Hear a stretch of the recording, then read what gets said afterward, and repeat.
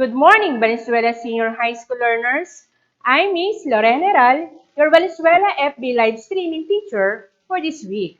Welcome to our new episode in the Media and Information Literacy. We are now in week 10 and we will learn the power of media and information. So, join me and let us study the power and impact of media information literacy to your life.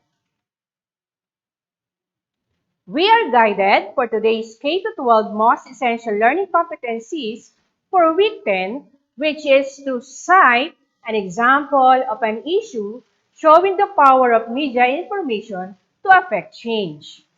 And at the end of the lesson, you should be able to identify the different opportunities, challenges, and power of media information in terms of the following.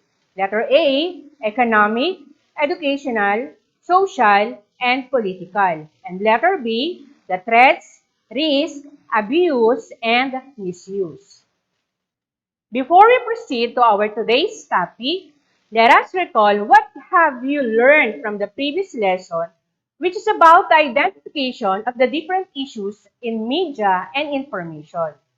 I will show you a short video clips, and what you will do is to analyze what you have been watched and then recall what is the corresponding thus it's related on the issues in media and information.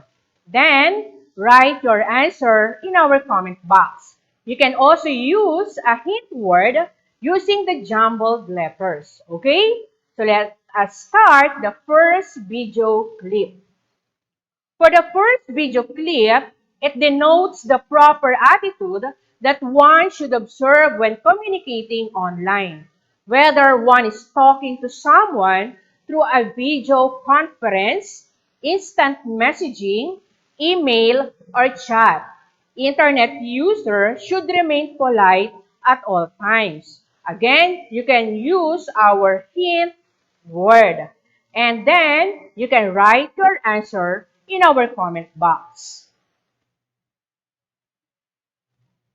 Okay, so what do you think is the answer?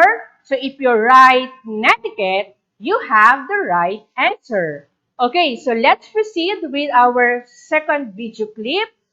So it refers to the economic, educational, and social inequalities experienced by those who cannot afford to have computer and internet access. And it also refers to a difference in access to technology between nations, regions, and based on demographic factors such as income, race, and age. So, you can write down your answer in our comment box. Okay, so if we answer digital divide, you have the right answer. Okay, so let's proceed with our video clip number 3. In these modern times, more and more people are being inclined in social media such as Facebook, Twitter, and Instagram. They tend to neglect their responsibilities and more important needs due to their obsession with such as social networking sites. This habit can result to various consequences like computer addiction and vulnerability to online crimes. So what do you think is our answer? Again, write down your answer in our comment box. Okay, so if you answered dangers of the internet, you have again the correct answer. There you have it, guys. I'm sure it already refreshes your mind from our previous lesson. You are now ready to our lesson for week 10. But before we start, let's have a short game. It is entitled Hashtag Game. So trivia, hashtag games are live events that take place on Twitter, created by individuals who want to share their hashtag with the world. People drop their hashtags on Twitter and the fun begins. Think of the hashtag as the premise or topic. It is a call to action and a challenge to add your creative idea to that hashtag. So how do you play hashtag games? So what will you do is to simply guess the posted picture and think as many as you can an appropriate or suited hashtag word based on the popular hashtag associated with them and then write your answer in the comment box. I am only giving you 5 seconds to answer it. So, are you ready, keyboard warriors? Let us start the hashtag game. For the hashtag game number 1, so the term first appeared during the 2008 financial crisis to refer impacting collective perception and individual lifestyles. So this term has been used again during the COVID-19 pandemic to point out how it has completely invested and transformed undebatable pivots of human life such as professional identity, economic subsistence, work and family organization, children's education management, imposing a radical revision of the traditional ways, practices, and skills used to manage them. Okay, keyboard warriors, timer starts now.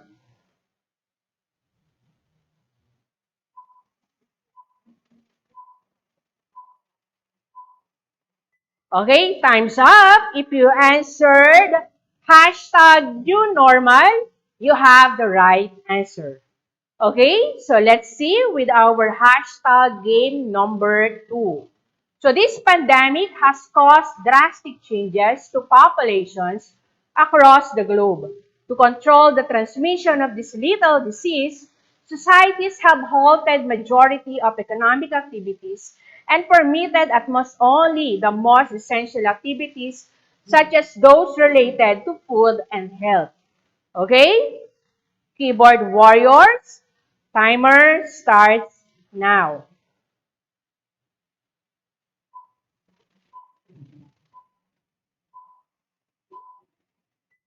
Okay, if you answered hashtag COVID-19, you are definitely right. Okay, so next we have hashtag game number 3. It is a public affair showed here by GMA Network in English term, One at Heart Jessica Soho, hosted by multi-awarded broadcast journalist Jessica Soho. The show presents different fun and fascinating stories on current events, pop culture, celebrities, health, and internet trends. Okay, so what do you think is our answer? Keyboard warriors, timer starts now.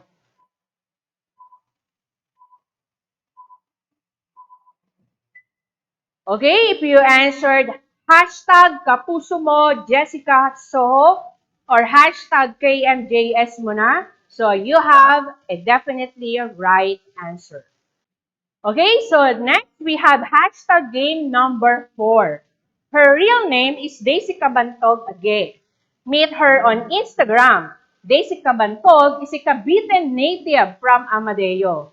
Daisy got well known for her Facebook selling. She is well known for her Facebook-based internet retailing.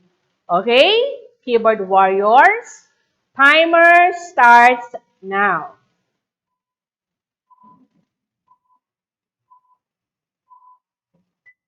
Okay, time's up. If you answered hashtag Madam Inuts, you have the right answer. Okay, for the last one, hashtag game number 5. The year 2022 is shaping up to be a tougher year, but many Filipinos are pinning their hopes on the changes that the upcoming presidential election will bring.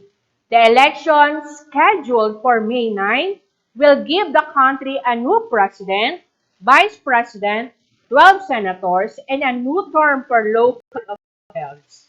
Okay? Keyboard warriors, you have 5 seconds. Timer starts now.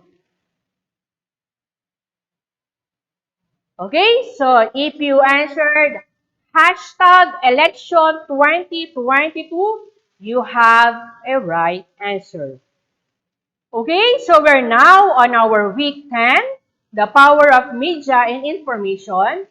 When a photo or video becomes viral, what does this entail?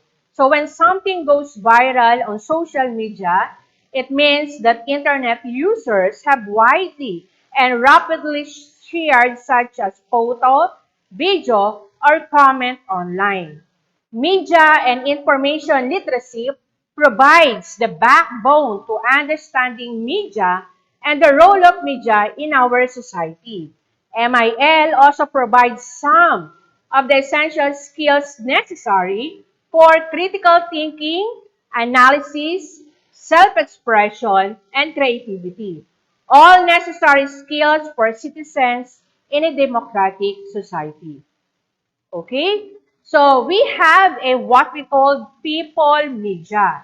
So people media refers to persons that are involved in the use, analysis, evaluation, and production of media and information.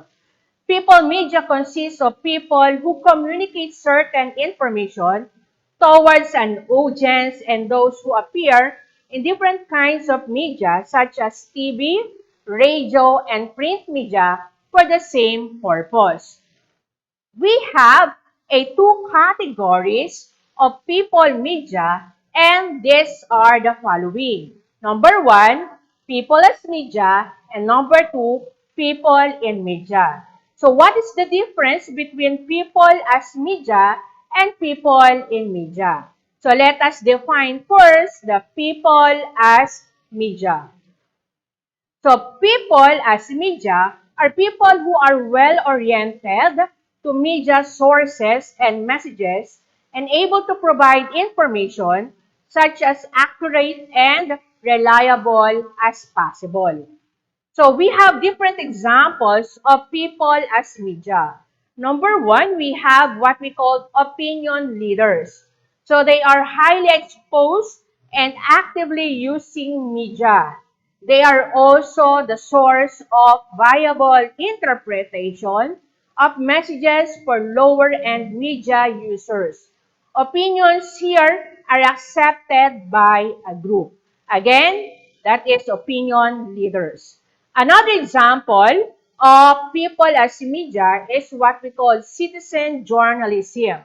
So, citizen journalism are the people without professional journalism training can use the tools of modern technology and internet to create, augment, or fact-check media on their own communities such as websites, blogs, and social media. So we have what we call citizen journalism. Another example of people as media is what we call social journalism. Journalists are using social media to make their content available to more people. Social journalism consists of a hybrid of professional journalism, contributor, and reader content. So we have again what we call social journalism. Another example of people as media is what we call crowdsourcing, the practice of obtaining needed services, ideas, or content by soliciting contributions from a large group of people and especially from the online community. Many companies and organizations use dedicated crowdsourcing sites like 99 Designs or Fiverr to find solutions to niche tasks like graphic design, proofreading, or software testing. Elsewhere, businesses look to social media platforms like Twitter, Facebook, and Instagram to gather ideas for new products and services. So that's what we call crowdsourcing. So another example of people as media are Facebook user, movie director, college professor, etc. Perhaps the most influential social media tool is social networking sites. Facebook, Twitter, Tumblr, Blogger, LinkedIn, and Google Plus are all familiar names to the large majority of society. Active social media user or not, Almost everyone from the ages of 13 to 64 has a Facebook account. So these social networking sites can be used to connect people worldwide. So this means that business meetings can be conducted internationally via Google Hangouts or old friends can reconnect. For businesses, schools, and various other groups, the communications possibilities are endless. Okay? So, we're already done with people as media. Let's proceed with number 2. We have what we call people in media. So, people in media are media practitioners who provide information coming from their expert knowledge or first-hand experience of event. People who work in the media should be respectable and trustworthy. They should deliver factual and accurate information because people rely on what the media says, whether in newspaper, on television, or over the radio. People in media hold a great responsibility because they cater to a bigger audience through different media they are channeled through. They should have not only the necessary expertise in the field that they are specializing in, but also skill for proper communication. So that is what we call people in media. So we have different types of journalists by medium. The first one, we have what we call print journalists. The second one, we have what we call photojournalists. And the third one, we have broadcast journalists. And the last one, we have what we call multimedia journalists. So, next we have the what we call influence and power of media. Anything that goes viral on the internet becomes an instant trending and popular topic. So these are concrete examples of how media can influence the economy, education, society, and politics. Social media is defined by its interactivity, connectedness, and user-generated content. In today's society, the use of social media has become necessary daily activity. Social media is typically used for social interaction and access to news and information, and also decision making. It is also a valuable communication tool with others locally and worldwide, as well as to share, create, and spread information. Social media can influence consumers' purchase decision through reviews, marketing tactics, and advertising. Essentially, social media vastly impacts our ability to communicate, form relationships, access, spread information, and to arrive at the best decision. Okay, so let's take a look with the power of media and information in terms of our economy. So we have a what we call online selling phenomenon. Economy is an area of the production, distribution, and trade, as well as consumption of goods and services by different agents. Online business is any kind of business activity that happens over the internet. Running an online business can include buying and selling online or providing an online service. In the past, people had to personally monitor the stock market. However, nowadays, they can monitor their investment in real time by logging in at the website of the stock exchange. With various social media like Twitter and Facebook, a businessman can easily receive notifications about local and global news which could affect his investments. Different media platforms also allow government agencies to improve their services. Okay, so that's the power of media in terms of our economy. Another, we have what we call online shopping sites. Social media tools have become the new must-have tool in the marketing world. Digital and internet marketing are on the rise, and those with no presence on social media will slowly become extinct. Entrepreneurs and small business owners are beginning to rely on social media sites to spread the word about their companies. Internet marketing at this point is almost synonymous with social media because it is almost guaranteed to reach the largest audience and produce the greatest effects. The future of the marketing world promises to be shaped by social media. So that's the power of media and information in terms of our economy. Next, we have also our society. Example of that are blogger and social influencers. Over the last decade, we have seen social media grow rapidly in importance. More than 3.4 billion people actively use social media, and that 45% of the world's population. Inevitably, these people look up to influencers in social media to guide them with their decision making. Influencers in social media are people who have built a reputation for their knowledge and expertise on a specific topic. They make regular posts about that topic on their preferred social media channels and generate large following of enthusiastic, engaged people who pay close attention to their views. Brands local social media influencers because they can create trends and encourage their followers to buy products they promote. Kong TV, Ivana Alawi, Alex Gonzaga, Chinkitan, and some popular artists are social influencers in our country. Okay, so next we have in terms of our education, we have what we call online or distance learning. So this refers to learning delivery modality where learning takes place between the teacher and the learners who are geographically remote from each other during instruction. This modality has three types: modular distance learning or MDL, online distance learning or ODL, and TV radio-based instruction.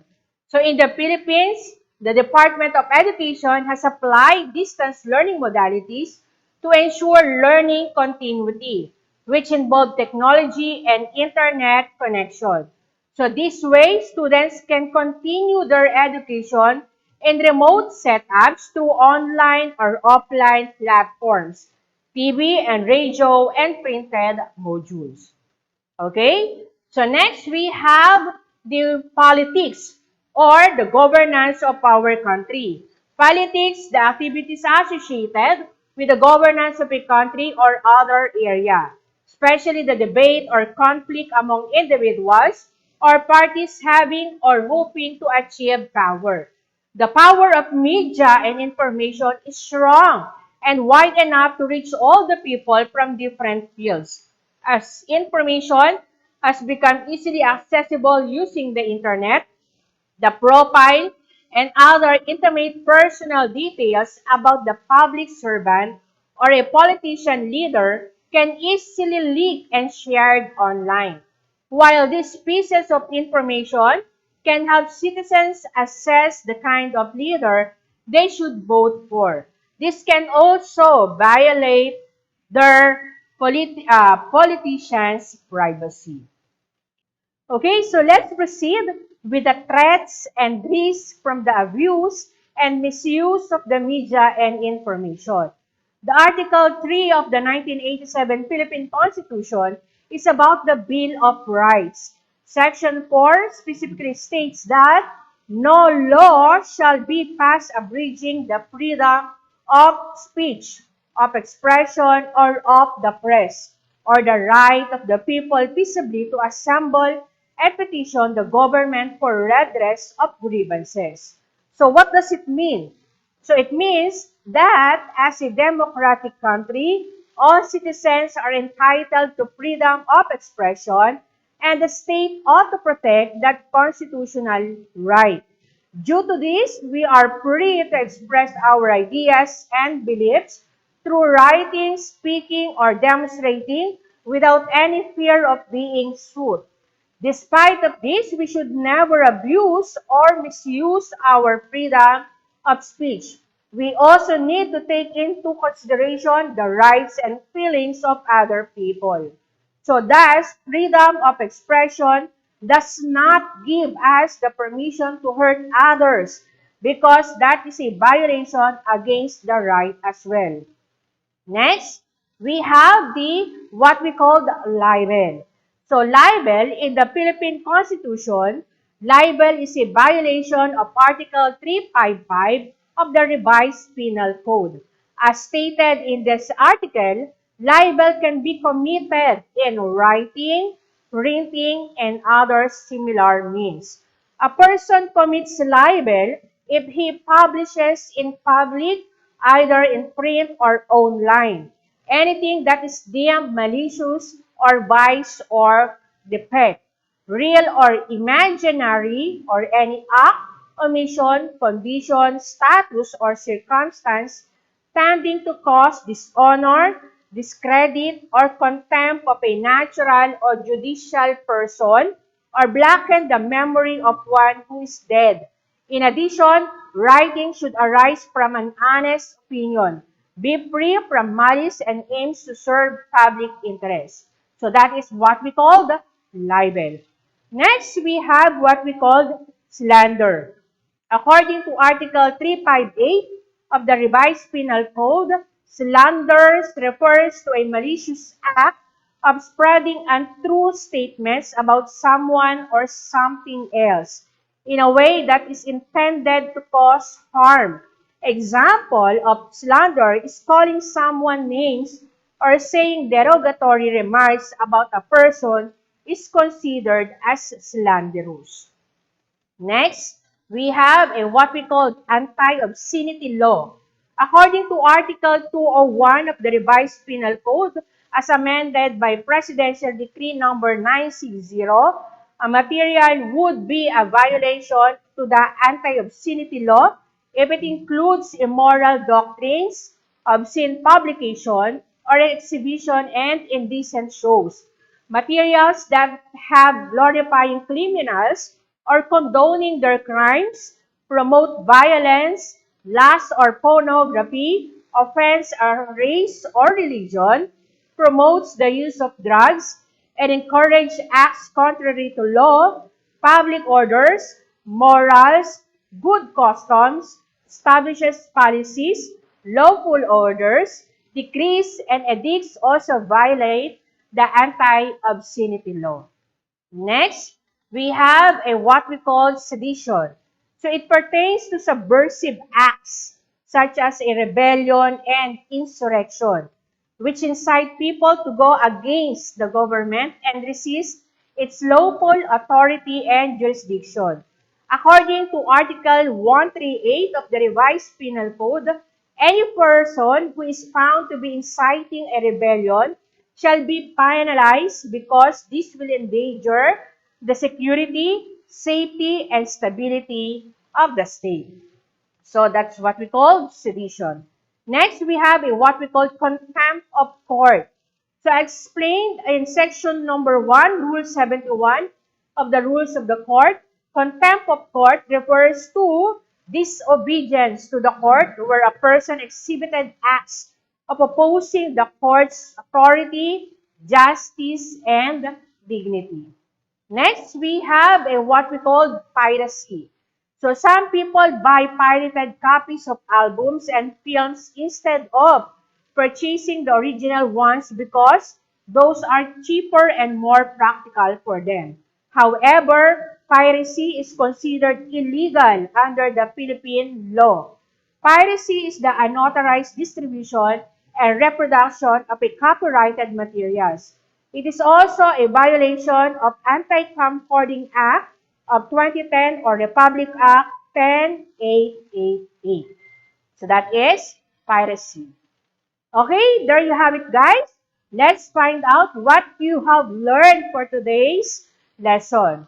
We have what we call people as media and people in media.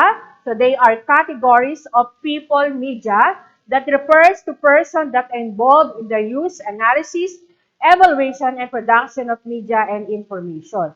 And we also learned the different opportunities, challenges, and power of media information in terms of A, economic, educational, social, and political. And letter B, the threats, the risks, abuse, and misuse.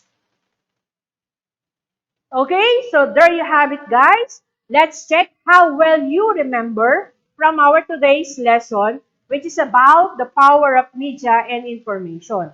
Again, you can write down your answer in our comment box. I am giving you 5 seconds to answer each question. So, are you ready, guys? Let us start with the question number 1. So question number 1, so which of the following refers to the governance of a country or other areas? Is it A, economy, B, education, C, politics, or D, society? Okay, so you have 5 seconds to answer. Okay, time's up. So if you answered letter C, it's politics, you got it right. Okay, next we have quiz number 2. So what violation in the Philippine Constitution of Article 355 of the Revised Penal Code that can be committed in writing, printing, and other similar means? Is it A, anti-obscenity law, B, libel, C, sedition, or D, slander? So you have 5 seconds to answer.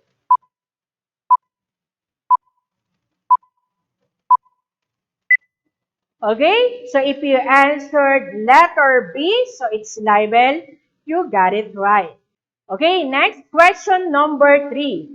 So which of the following pertains to an area of the production, distribution, and trade, as well as consumption of goods and services by different agents? Is it A, economy, B, education, C, politics, or D, society? Okay, you have 5 seconds to answer. Write down your answer in our comment box. Okay, so if you type letter A, economy, you got a point. Okay, next we have question number 4. So which of the following refers to a group of individuals involved in persistent social interaction or a large social group sharing the same spatial or social territory, typically subject to the same political authority and dominant cultural expectations? Is it A, economy, B, education, C, politics, or D, society? Okay, timer starts now.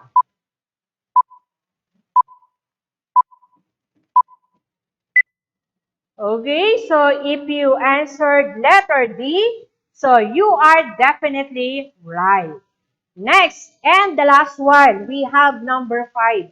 Which of the following does Dr. Jose Rizal was charged of this case that pertains to subversive acts such as rebellion and insurrection, which incite people to go against the government and resist its lawful authority and jurisdiction?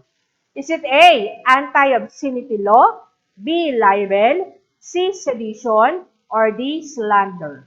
Okay, so you have 5 seconds to answer.